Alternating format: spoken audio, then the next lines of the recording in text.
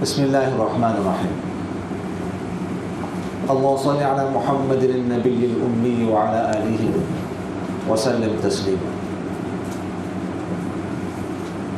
کتاب اللہ کے تعریف کے حوالے سے بات چل رہی تھی۔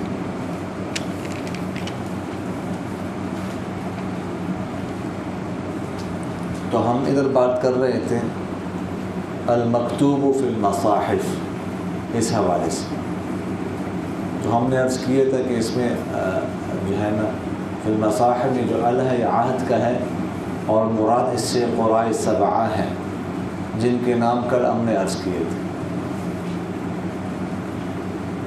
المنقول عنہ نقلا متواترا بلا شبہ، متواترا کہ وہ نقل و آپ صلی اللہ علیہ وسلم سے نقل متواتر کے ساتھ۔ متواتر کسے کہتے ہیں؟ تو متواتر کہتے ہیں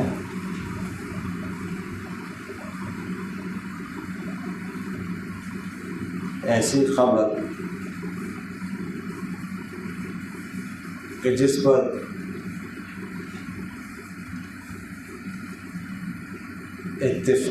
جس کی جھوٹ پر، جس کے جھوٹا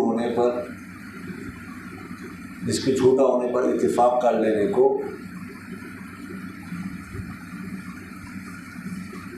عقل سلیم محال سمجھے۔ یعنی اتنی کثرت سے لوگ اس کو نقل کر رہے ہوں،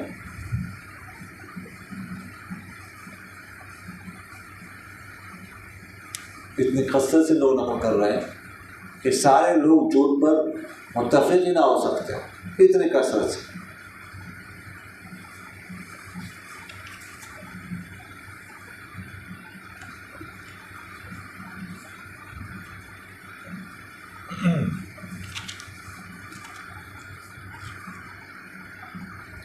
اب ذرا یہ جو کتاب اللہ کی تعریف ہے اس میں قیود دیکھ لیں، قیود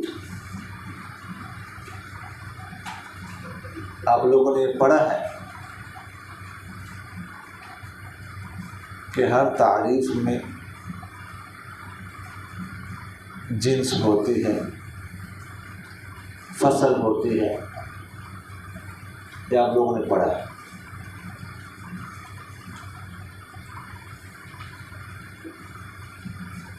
تو یہاں پر الکتاب کی تعریف ہو رہی ہے نا،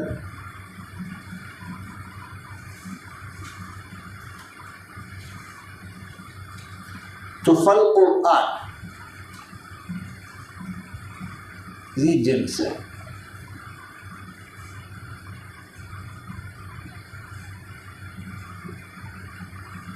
ساری کتابوں کو شامل ہے۔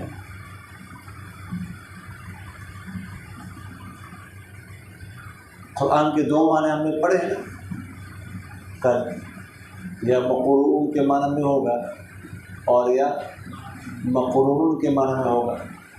مقرون کے معنی میں پڑھی جانے والی کتاب تو ہر کتاب پڑھی جاتی ہے، مقرون کے معنی میں ملی ہوئی، جس کے مضامین ملے ہوئے ہوں تو دوسری کتابوں کے بھی ہو سکتے ہیں۔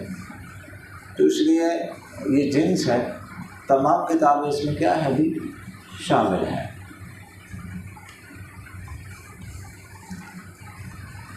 المنزل یہ ہے فصل اول،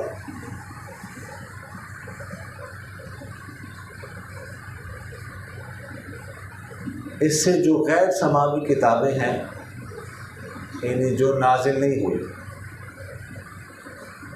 وہ خارج ہو گئی۔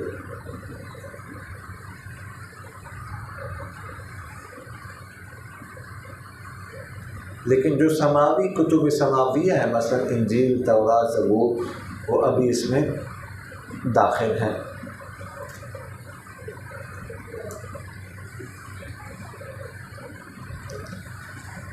علی الرسول،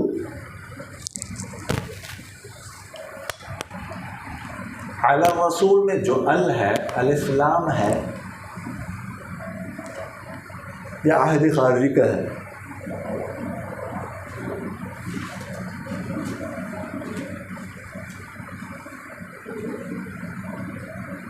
اس سے مراد حضرت محمد صلی اللہ علیہ وسلم ہیں۔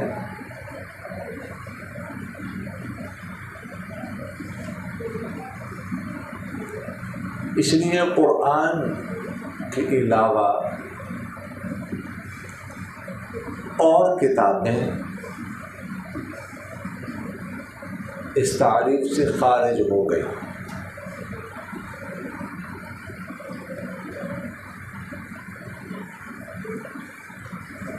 المکتوب فی المصاحف،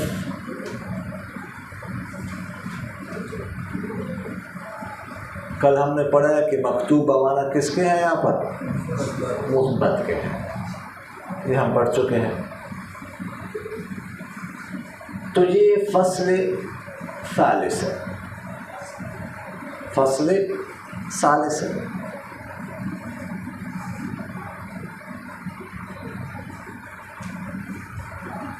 اس سے وحی غیر مطلوب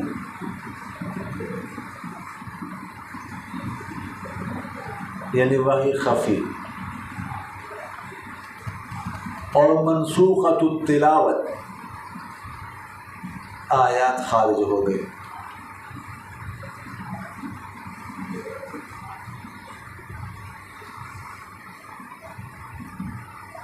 جیسے الشیخ والشیخۃ اذا زنایا فرجوہما البتہ نکالا من اللہ وواعظ۔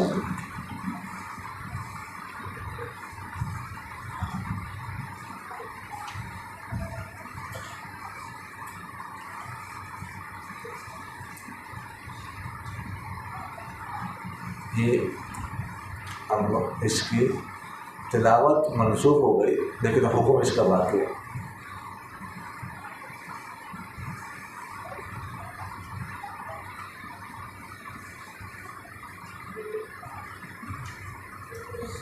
اگر فی المصاحف میں الف لام جنس کا ہو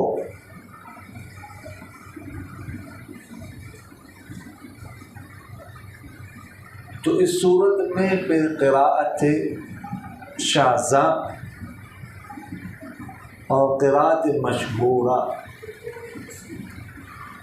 اگر الف لام جنس کا ہو تو اس صورت میں قراءت شاذہ اور قراءت مشہورہ اس میں کیا ہوگی؟ شامل ہوگی۔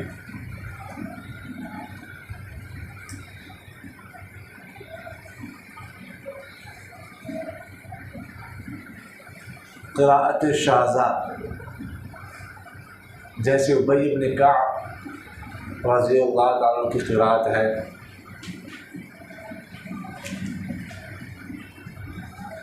قضاء رمضان کے بارے میں آیت ہے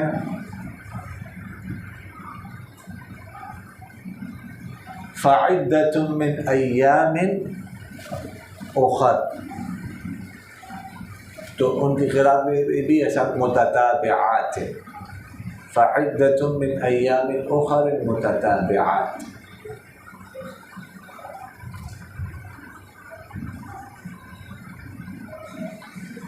اور قراءت مشہورہ کی مثال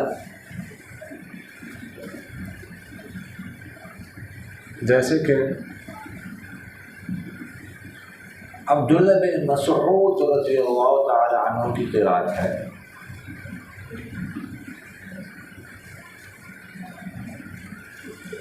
عبداللہ بن مسعود رضی اللہ عنہ کی قراءت ہے،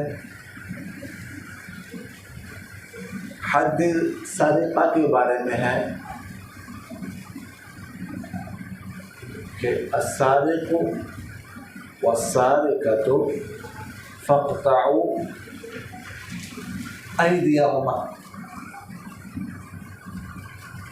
کیونکہ ہاتھ کاٹا، لیکن عبداللہ بن مسعود کے رضی اللہ عنہ کی قراءت میں ہے فاقطعوا ایمانہما، کیونکہ دائیں ہاتھ کاٹے۔ یہ قراءت مشہور ہے۔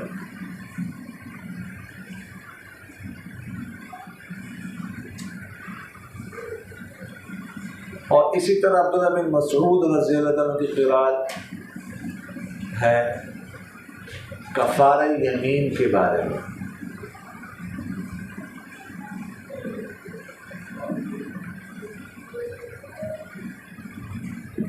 فصیام ثلاثۃ ایام متتابعات.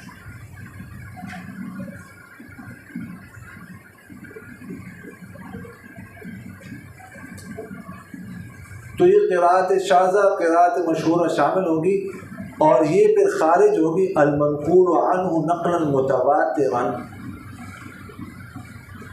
یہ فصل رابع ہوگی، اس سے خارج ہوگی.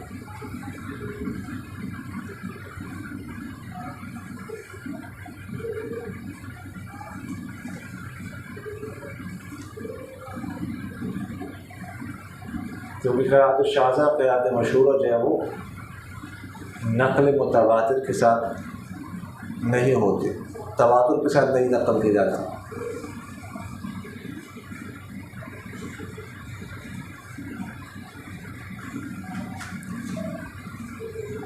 چلو آج بیٹھ جاؤ، آج جو ہے نا وہ تمہیں رعایت دے رہا ہوں میں، آج بیٹھ جاؤ، آج کان چھوڑ دو. اس کے بعد غلط سبوں کو پورا گھنٹہ کان پکڑنے پڑیں گے. میں بتا رہا ہوں پہلے سے، ابھی تمہاری مرضی ہے، سبق سناؤ ٹھیک ہے، نہ پکڑو کان، ورنہ خود اپنی مرضی سے آپ کان پکڑیں گے. پھر اگر سبق غلط سنائیں گے تو یہ میں نے آپ سے عرض کیا سبق سنا جائے گا روزانہ، نہیں یاد تو بس کان پکڑنے پڑیں گے.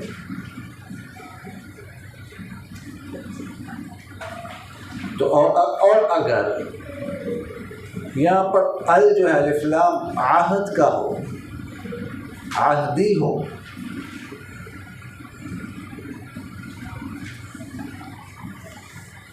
تو اس صورت میں اسی فصل سے قراءت شاذہ اور مشہورہ خارج ہو جائے.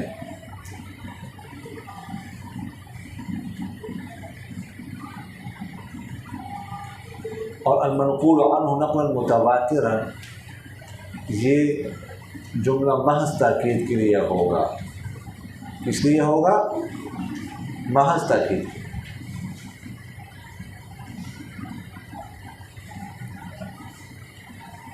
سمجھ آ رہی؟ بلا شبہۃ،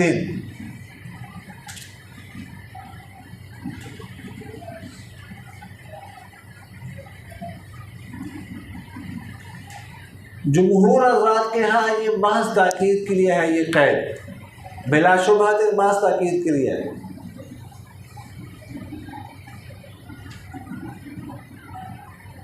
کیونکہ متواتر جو خبر ہوتی ہے وہ بلا شبہ ہی ہوتی ہے، تو یہ محض تاکید کے لیے ہے.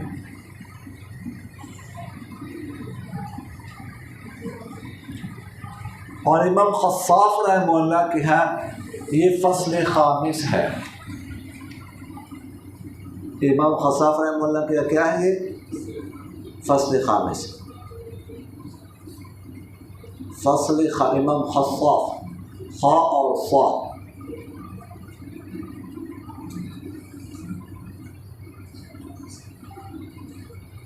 ان کے یہاں اس سے قراءت مشہورہ خارج ہو جائے گی.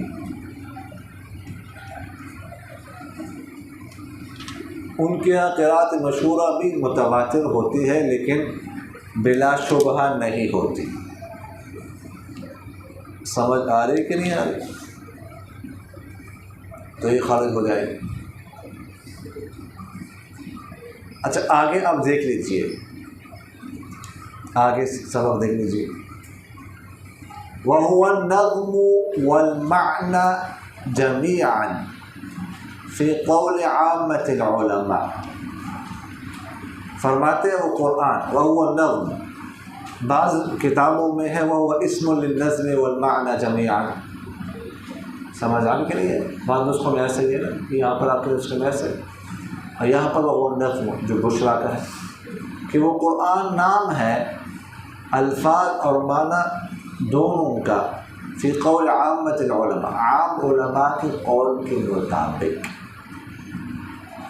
وهو صحیح من مذہب ابی حنیفہ، اور فرماتے ہیں صحیح قول امام ابو حنیفہ رحمہ اللہ کے مذہب کا بھی یہی ہے، الا مگر انہ امام صاحب رحمہ اللہ نے لم یجعل نہیں بنایا النظم الفاظ کو رکن لازما، رکن لازم فی حق جواز الصلاۃ خاصۃ، نماز کے جائز ہونے کے حق میں خاص طور پر۔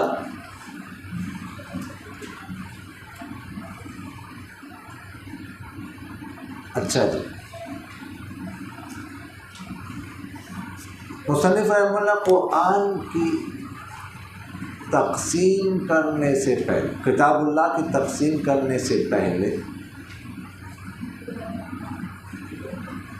یہ بتانا چاہتے ہیں کہ کتاب اللہ کس چیز کا نام ہے۔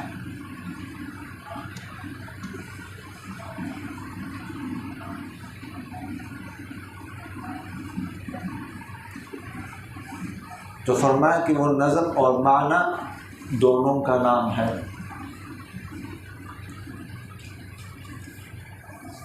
نظم کہتے ہیں عبارات کو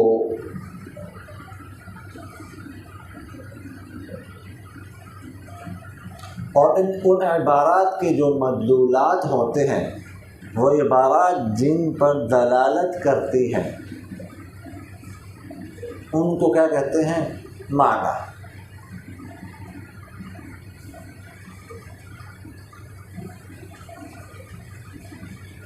نظم عبارات کو کہتے ہیں اور ان کے جو مدلولات ہوتے ہیں ان کو معنی کہتے ہیں۔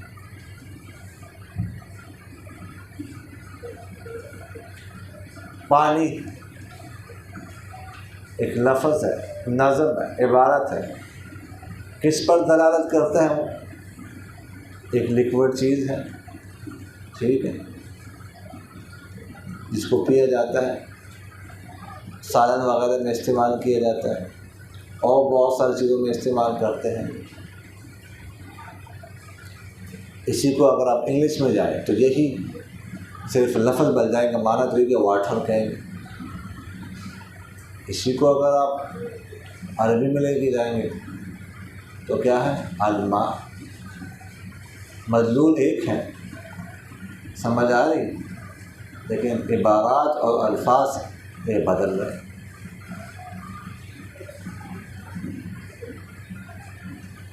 سمجھ آ رہی؟ تو یہاں پر لفظ نہیں لائے، نظم لائے ہیں۔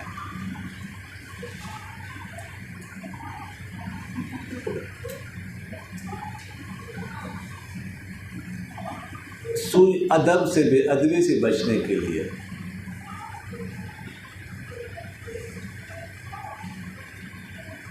کیونکہ لفظ کا معنی ہوتا ہے پھینکنا۔ لفظ کا معنی کیا ہوتا ہے؟ پھینک۔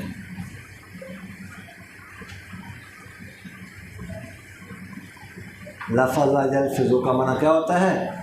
پھینک۔ وما یلفظ من قول الا لدیہ رقیب عتید، کوئی بھی لفظ وہ پھینکتا نہیں، منہ سے نکالتا نہیں، مگر ایک نگران تیار بیٹھا ہوا ہوتا ہے۔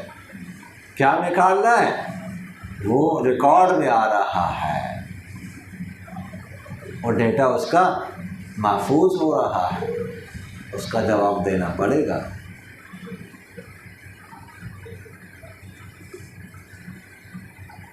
تو نظم لائے، نظم کہتے ہیں موتی کو لڑی میں پرونا، اس لیے لفظ لائے، نظم کا لفظ لائے۔ اچھا، قرآن کس چیز کا نام ہے؟ اس کے بارے میں 3 اقوال ہیں۔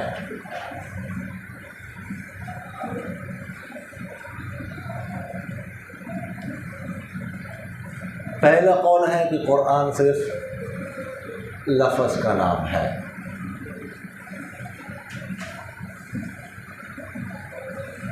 دوسرا قول کہ صرف معنی کا نام ہے،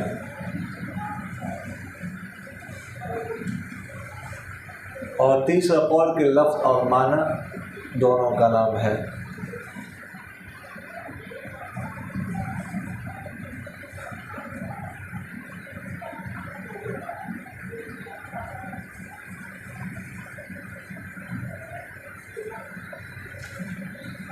سمجھ آ رہا ہے؟ جو حضرات کہتے ہیں کہ صرف لفظ کا نام ہے،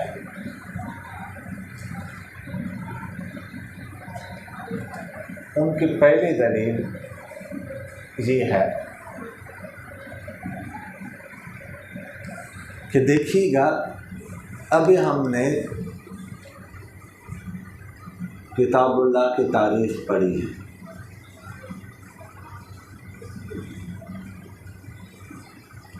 اس میں ہم نے جو جملے پڑھے ہیں المنزل علی الرسول، یعنی اس کی جو ہم نے صفات پڑھی ہے وہ 3 ہیں: المنزل علی الرسول، المکتوب فی المصاحف، المنقول عنہ نقلا متواترا۔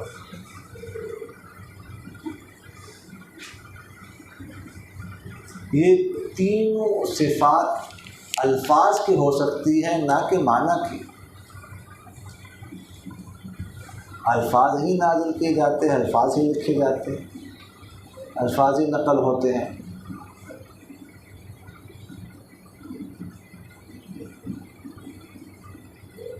سمجھ آ رہی کہ نہیں آ رہی؟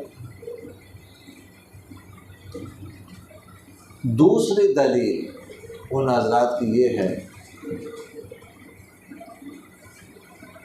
کہ قرآن مجید میں اللہ تعالیٰ فرماتے ہیں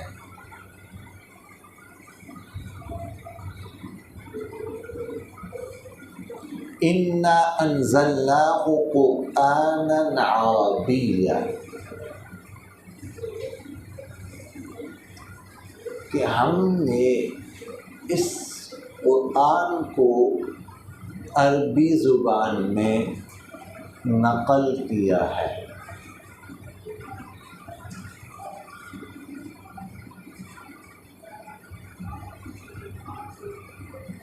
تو عربیت اور غیر عربیت، اس کا تعلق الفاظ کے ساتھ ہوتا ہے، نہ کہ معنی کے ساتھ۔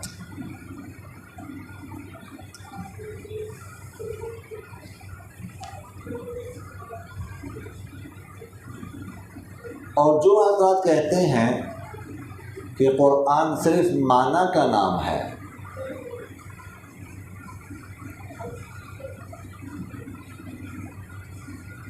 ان کی پہلی دلیل یہ ہے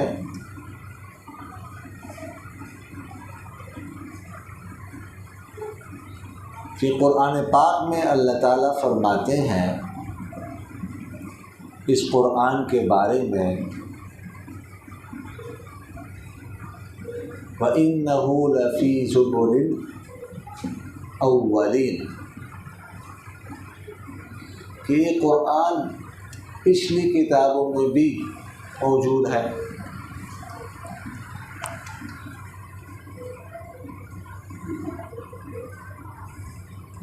تو پچھلی جو کتابیں گزری ہیں وہ تو عربی میں نہیں تھی، وہ تو عبرانی میں یا سریانی میں یا یونانی میں تھی۔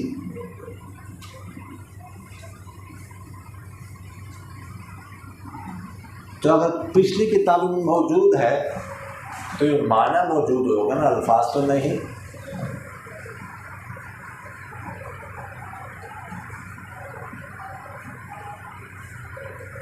سمجھ آ رہی کہ نہیں آ رہی؟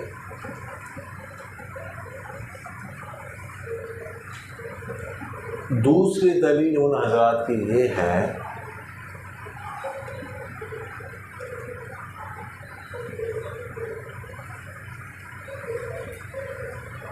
کہ امام ابو حنیفہ رحمہ اللہ کے ہاں نماز میں فارسی زبان میں قراءت کیا ہے؟ جائز ہے۔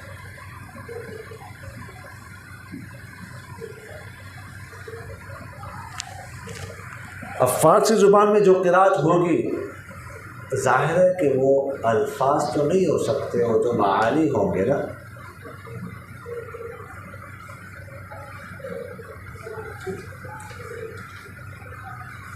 کیونکہ ہم اگر سورہ فاتحہ کی قراءت اردو میں کریں گے تو کیسے کریں گے؟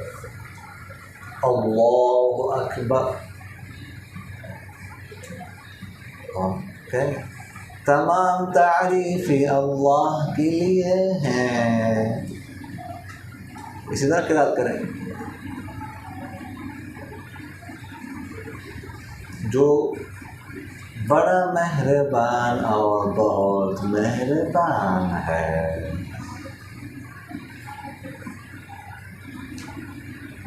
اسی طرح قراءت کریں گے۔ الفاظ تو نہیں معنی ہوں، تو فارسی کے زبان میں اگر قراءت آئے تو فارسی میں معنی ہوں گے، الفاظ تو نہیں۔ جو اس سے معلوم ہوا کہ صرف معنی کا نام ہے قرآن، نہ کہ الفاظ۔ اور تیسرا جو قول ہے، جو حضرات یہ کہتے ہیں کہ دونوں کا نام ہے،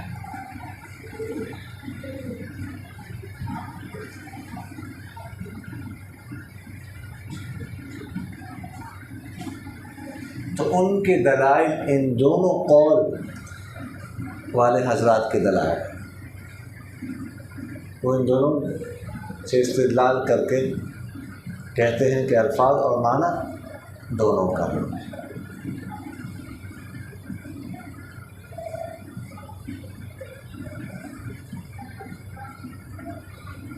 سمجھ آ گئی؟ اور فرماتے ہیں کہ امام ابو حنیفہ رحمہ اللہ کا بھی صحیح مذہب یہی ہے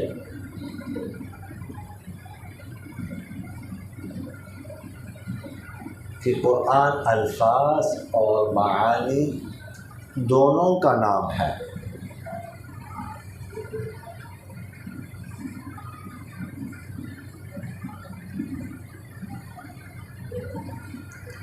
یہ اس لیے کہا کہ جیسے ہم نے ابھی ذکر کیا کہ امام ابو حنیفہ رحمہ اللہ نے فارسی میں قراءت کو جائز قرار دے دیا،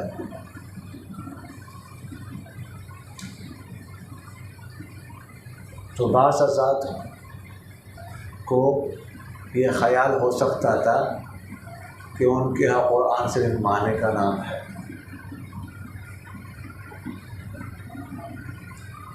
اس لیے فرمایا کہ قرآن ان کے یہاں بھی معنی اور لفظ اور معنی دونوں کا نام ہے۔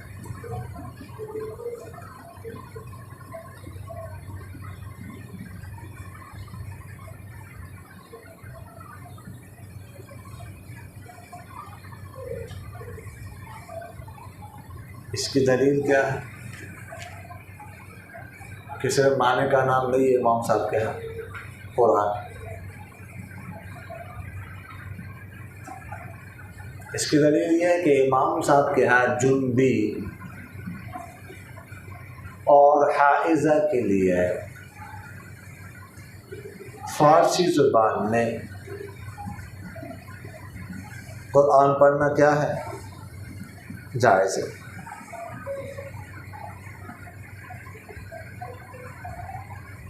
اب ظاہر ہے کہ وہ فارسی زبان میں جب قرآن پڑھیں گے تو ترجمہ پڑھیں گے نا، معانی پڑھیں گے، الفاظ تو نہیں پڑھیں گے۔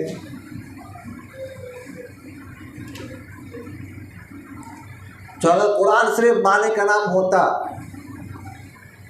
تو پھر امام صاحب کیسے کہتے کہ جنبی اور حائضہ فارسی میں قرآن کا ترجمہ پڑھ سکتے ہیں؟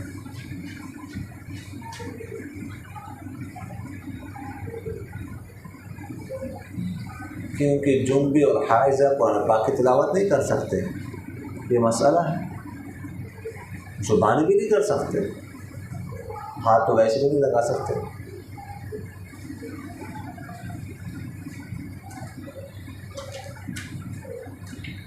اسی طرح امام صاحب رحمہ اللہ کے ہاں ان حضرات کے لیے جملے اور حائضہ کے لیے اگر فارسی زبان میں قرآن پاک کا ترجمہ ہو، الفاظ نہ ہو، تو اس کو ہاتھ لگانا جائز ہے۔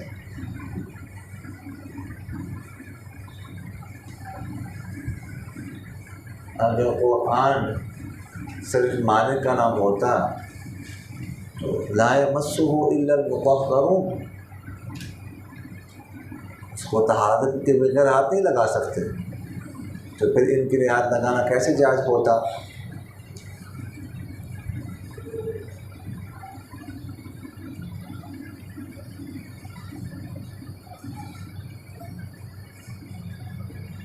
اچھا، پھر دوسری بات یہ ہے کہ امام صاحب کا رجوع بھی ثابت ہے اپنے اس قول سے، جمہور حضرات کی طرف، صاحبین کے قول کی طرف۔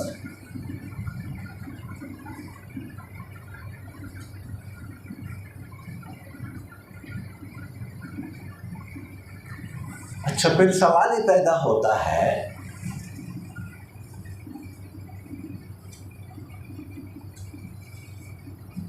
کہ امام صاحب نے پھر فارسی میں نماز کے اندر قرات کو کیوں جائز قرار دے دیا تھا؟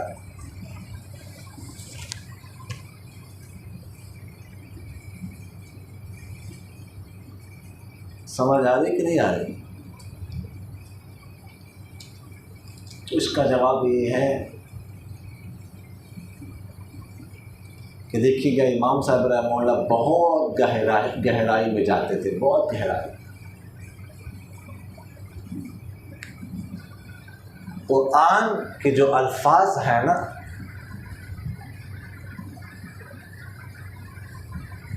آیتیں جو ہیں، ایسے ان میں قافیہ بندی ہے، مقفع مسجع کلام ہوتا ہے،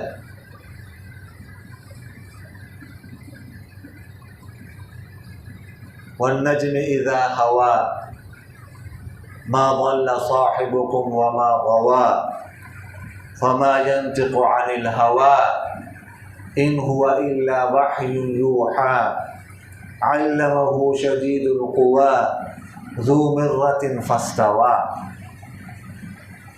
وغیر ذلك۔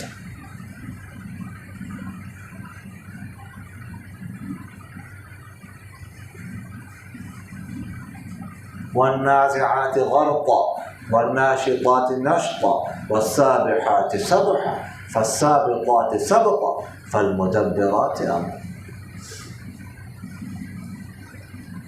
والذاريات ذروا فالحاملات وقرا فالجاريات يسرا فالمقسمات امرا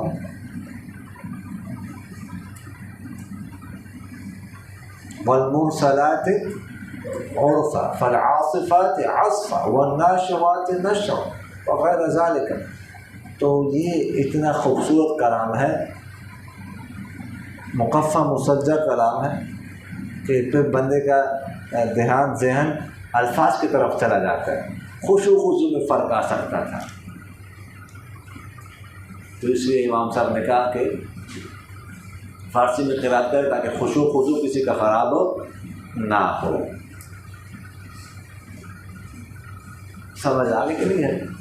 تو اس لیے ہمیں فرماتے ہیں کہ الا انه لم يجعل النظم رکنا لازما فی حق جواز الصلاۃ خاص، کہ امام ابو حنیفہ رحمہ اللہ نے نظم کو، یعنی الفاظ کو رکن لازم نہیں بنایا نماز کے جائز ہونے کے حق میں خاص طور پر۔ اب سوال یہ پیدا ہوتا ہے کہ جو رکن ہوتا ہے وہ لازم ہی ہوتا ہے، رکن تو کسی بھی چیز کا لازم ہی ہوتا ہے، یہاں پر کیسے کہتے ہیں کہ رکن لازم غیر لازم بنا ہے، رکن لازم نہیں بنا ہے؟ رکن تو لازم ہی ہوتا ہے، غیر لازم تو نہیں ہوتا، یہ کیسے کہہ دیے؟ یہ سوال سمجھ آیا کہ نہیں؟ تو اس کا جواب یہ ہے کہ بعض جگہوں پر رکن غیر لازم بھی ہوتا ہے۔ مثلا ایمان کے لیے رکن ہے اقرار باللسان، زبان سے کیا کرنا؟ اقرار کرنا.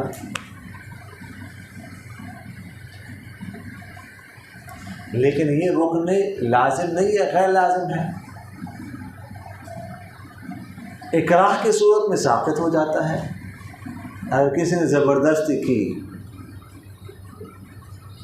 کہ کہہ دو کہ میں مسلمان نہیں ہوں، میں پکا ہندو ہوں،